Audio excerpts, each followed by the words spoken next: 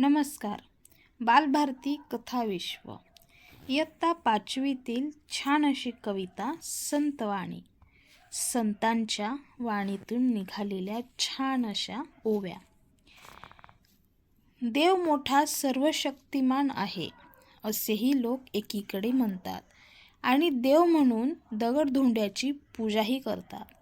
दुःख, दारिद्र्य, रोगराई यांचे कष्ट आपल्याला का भोगावे लागतात याची जाणीव न ठेवता त्यावर खरे योग्य उपाय न करता लोक ते कष्ट भोगत राहतात.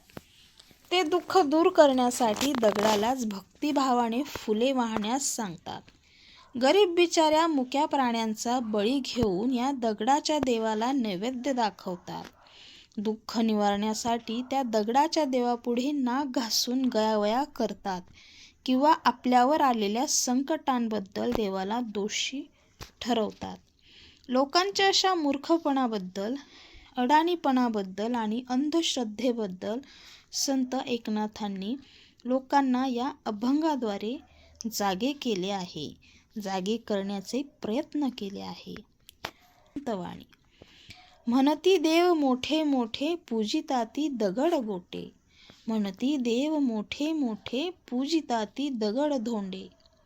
दगड गोटे कष्ट नेणती भोगीती वहा दगडा ते म्हणती, कष्ट नेणती भोगीती वहा दगडा ते म्हणती.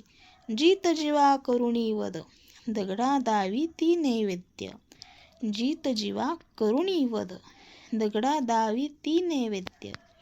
नाक घासुनी गव्हार देवा म्हणते गुन्हेगार, नाक घासुनी गव्हार देवा म्हणती गुन्हेगार. एका जनार्दनी म्हणे जन भुलले मूर्खपणे, एका जनार्दनी म्हणे जन भुलले मूर्खपणे. संत एकनाथ यांची ही संतवाणी.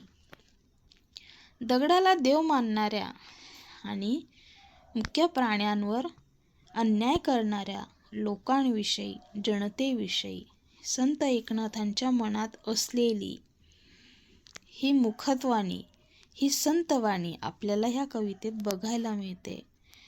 मूर्खपणाबद्दल, अडाणीपणाबद्दल आणि अंधश्रद्धेबद्दल संत एकनाथ यांनी ह्या अभंगाद्वारे खूप मोठी अशी शिकवण आपल्याला दिली आहे.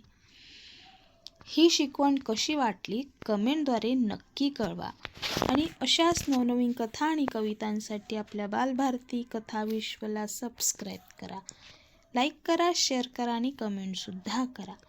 धन्यवाद.